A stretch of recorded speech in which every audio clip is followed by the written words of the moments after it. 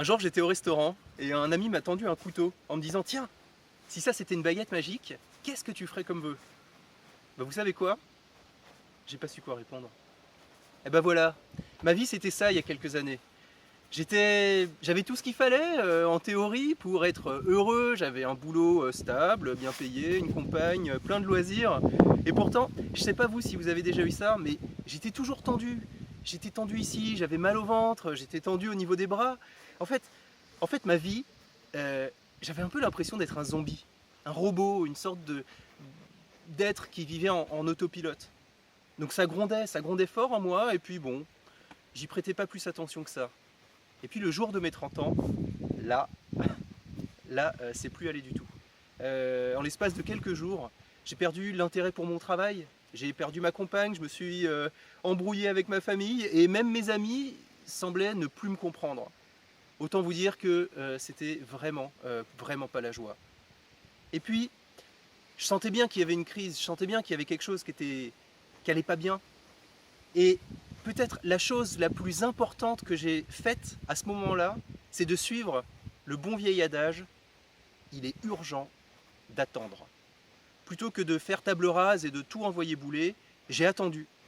Et là, peut-être que c'est mon passé d'ingénieur, mais j'ai attendu, analysé les choses, et en fait, je me suis rendu compte que le problème venait pas forcément des autres, mais qui venait surtout de moi. Alors voilà, j'ai cherché des solutions, et les trois choses qui m'ont fait le plus progresser, qui m'ont le plus aidé, d'abord c'est les formations en développement personnel. J'ai dépensé plusieurs milliers d'euros pour faire des formations en développement personnel, et ça m'a permis de m'épanouir. Ça, plus la lecture de dizaines de livres sur ce sujet, ça m'a considérablement aidé. Mais il y a aussi autre chose, il y a aussi le voyage.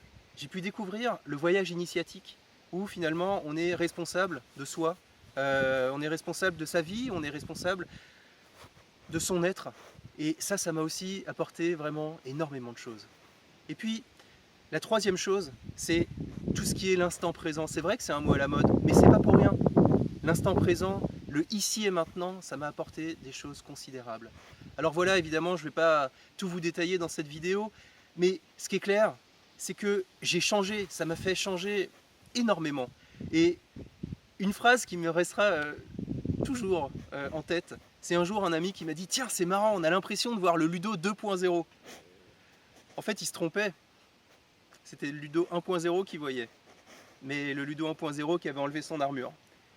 Et en fait, c'est ça le changement, c'est ça les résultats, c'est d'avoir pu progresser vers une vie pleine de sens, ma vie, la vie qui me convient, sans avoir tout envoyé bouler, sans avoir perdu des années à tout reconstruire, simplement en m'appuyant sur ce qui me correspondait encore, et puis à changer ce qui n'allait plus, à me reconnecter à moi, à m'aimer.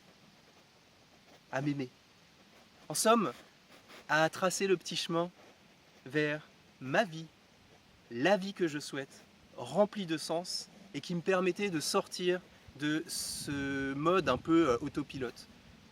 Et en fait, tout ce travail, de toutes ces années de travail sur moi, de progression, d'échecs aussi, en fait, ça m'a servi à une seule chose. Ça m'a servi à utiliser la baguette magique.